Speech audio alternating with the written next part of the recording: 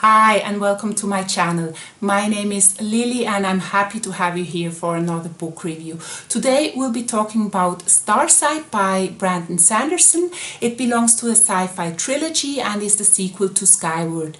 I reviewed Skyward in my last video, so if you're interested, check it out. I'll link it in the description box down below and up here in the corner. I would recommend you read Skyward first, just for a better understanding of Starsight. Yeah, now 17-year-old Spencer is a fully accepted member of the DDF, the Defiant Defense Force of the planet Detritus, and embarks on a secret undercover mission to the alien city Starsight. Just to let you know, I post book reviews on a regular basis, so if that sounds like your kind of thing, please consider to subscribe to my channel and like and share my videos. With that said, let's jump right into today's book, Starsight.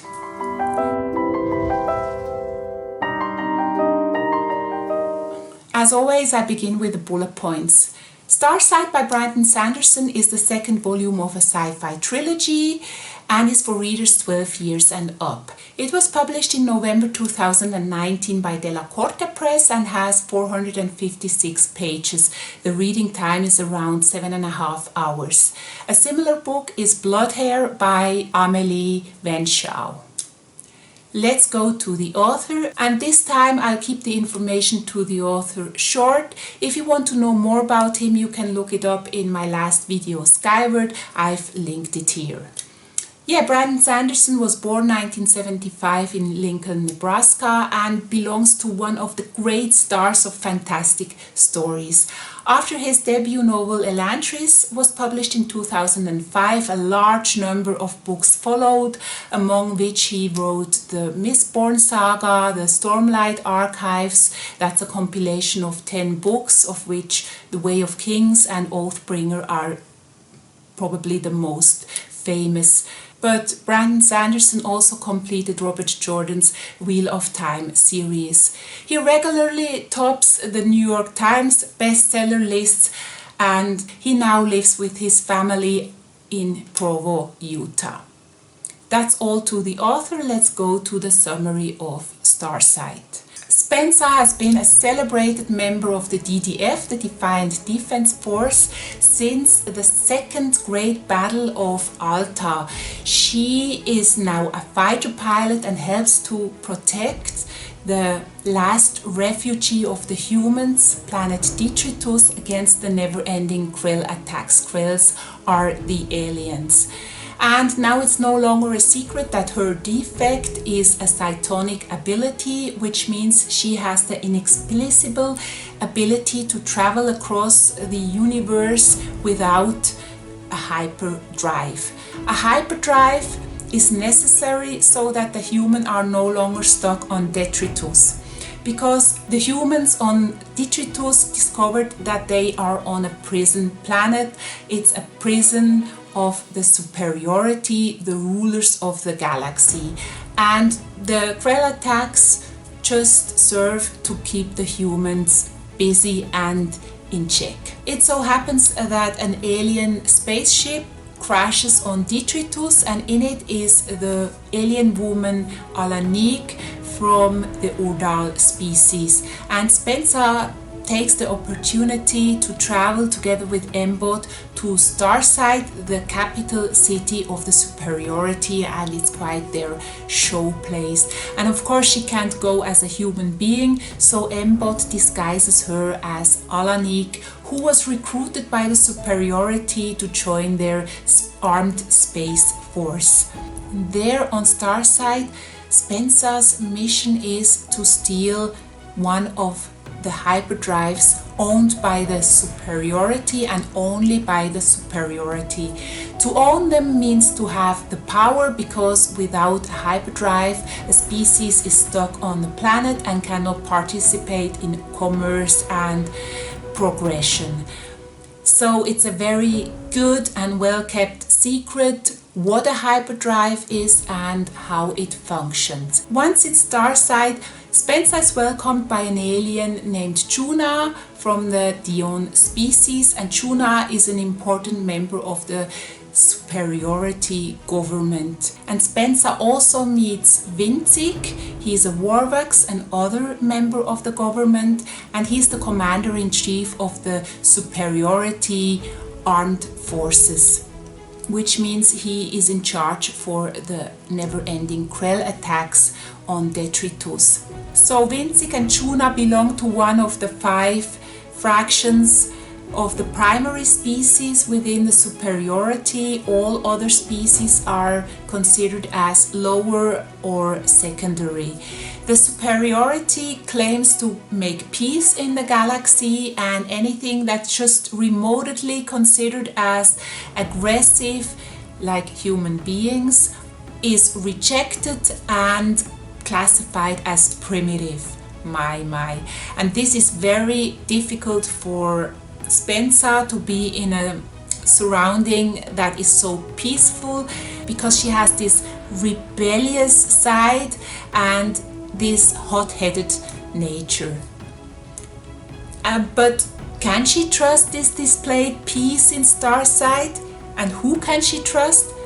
Because it seems like she stumbles from one intrigue and conspiracy to another, while having to maintain her disguise as Alanik to avoid being unmasked as a human being, who are considered as a nuisance by the superiority.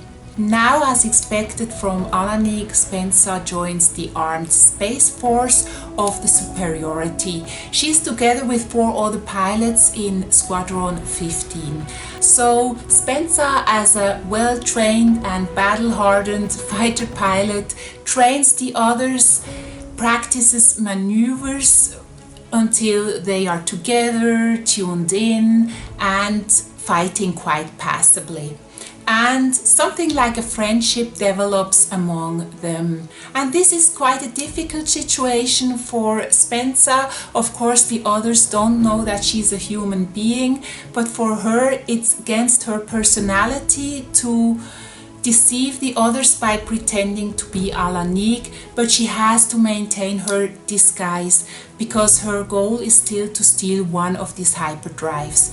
And while there, she also tries to find out more about her Cytonic abilities. And then events unfold.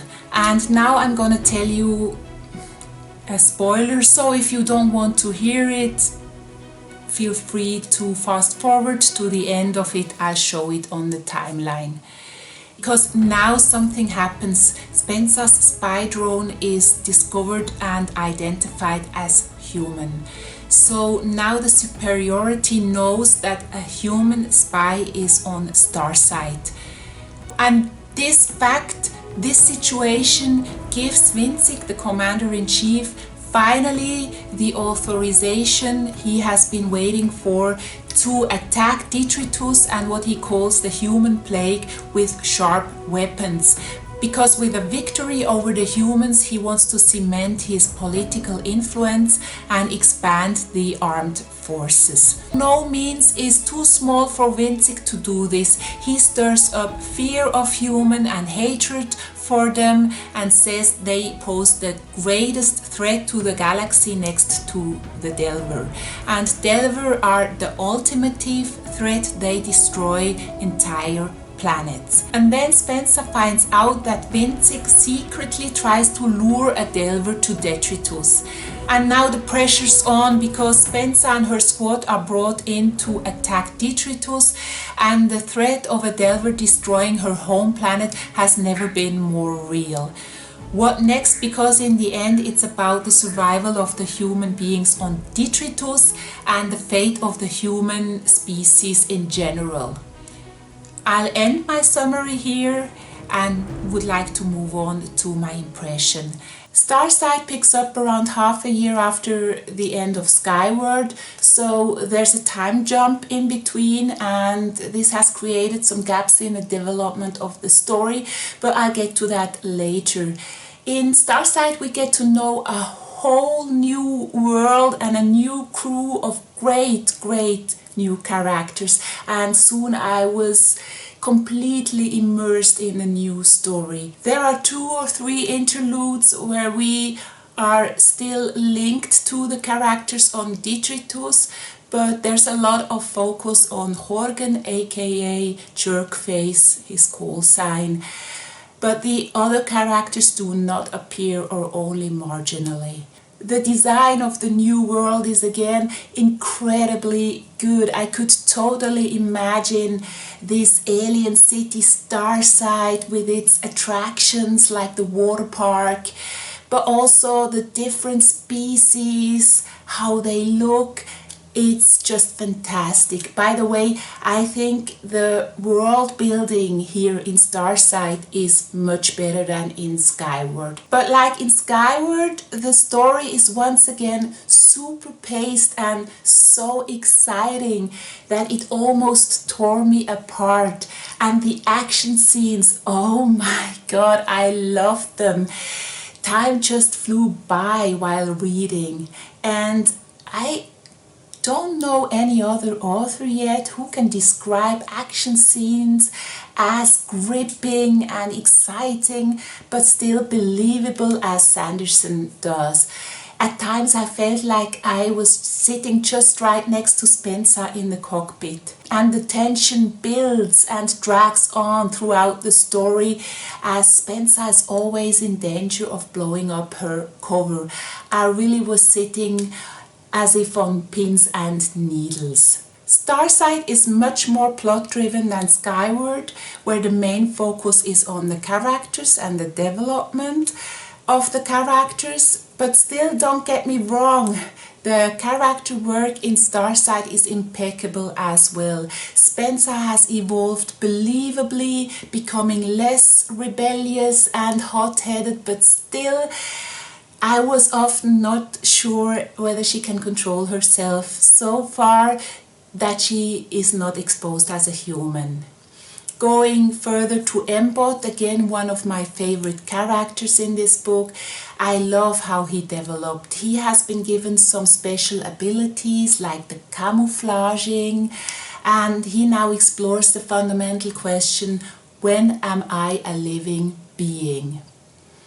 And he still uses his subroutines to mimic human emotions and feelings and provides some laughs.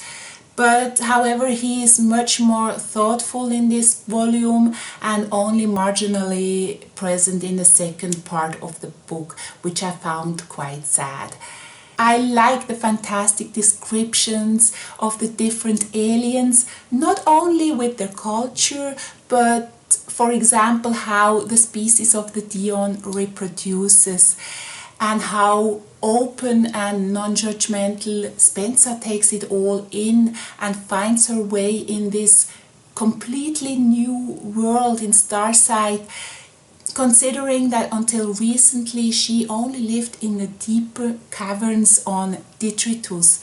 And since it is written in the first-person perspective, we see everything through her eyes, and one marvels and recognizes her observation skills. For example, when she realizes how a Dion laughs by pressing the lips together. And this brought her even closer to me and made her all the more likable. I found it interesting how the aliens view the humans. It's like the comparison between the different cultures with us. What's frowned here is a virtue there, and vice versa. I think one of the main themes in Starsight is that we should all make the effort to understand other cultures and view things from a different angle and practice more tolerance. But as with us in real life, not all characters in the book succeed to do so. There are prejudices that are hard to break. But as always, there are some exceptions. For example, the Dion Juna, who even tries to laugh like the other species when she's around them, just to make them feel more comfortable. But unfortunately, she doesn't succeed in doing that very good. and she made me laugh so many times while reading. All in all, I found the new characters great, and I really liked the idea how friendship can overcome boundaries, and that sometimes it's the people you least expect to surprise you. Who stood out to me is the Dion Morimore, one of my favorite characters in Starsight, who in my opinion developed the most. I admire her courage to take a different path, contrary to the behavior of her own species, the Dion, an unpopular way, and she does that despite the knowledge that her personality could completely disappear and be reassembled due to the special reproduction of the Dions. But also Henshaw, the former king of the Kitsen, magnificent. I don't know why, but he kind of reminded me of Rocket Raccoon from the Guardians of the Galaxy. And then there's Braid, the only human girl, or the only human apart from Spencer, aka Alanik, with her inner conflicts. And Braid acted completely different than I thought she would, but I won't go into that in more detail. Then we get quite a good insight into the intrigues and machinations of the superiority government, and I think what Brandon Sanderson wants to tell us is that you cannot lump everyone together, and that even under seemingly united government there are always opposing forces and opinions. Yeah, I stop with the things I like here, otherwise this video would be too long. Let's go to the things that didn't work for me.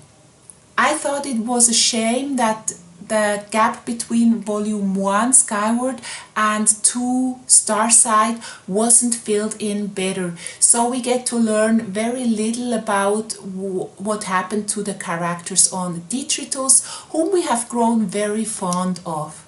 Then another thing is, it seems that in the meantime a relationship, or at least a strong attraction, has developed between Spencer and Horgan, aka Jerkface, but that isn't really addressed. So I was thinking or asking myself, are the two a couple now, or are they just friends? I really couldn't put my finger on it, because there was a gap that just wasn't filled.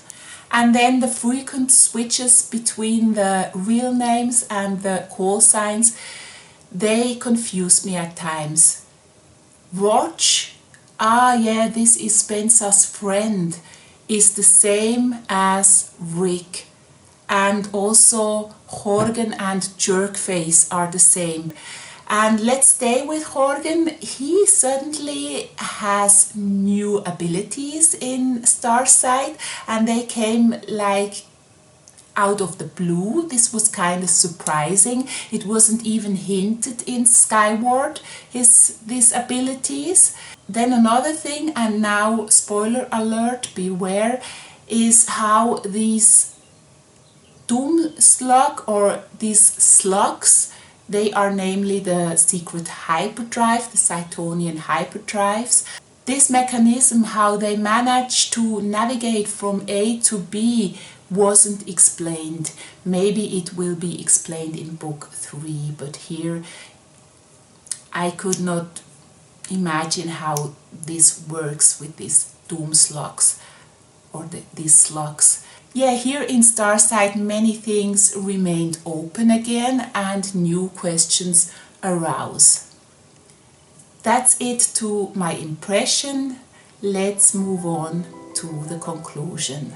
Starsight does not drop in comparison to Skyward, but the tension is maintained and increases immeasurably towards the end.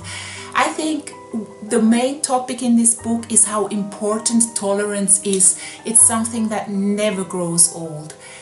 I completely enjoyed this book from start to finish, And again, it ends with a cliffhanger, so I can't wait to read the third and last volume, Cytonic, and then present it here on my channel again. Alright, that's it to Starsight. Thank you so much for watching.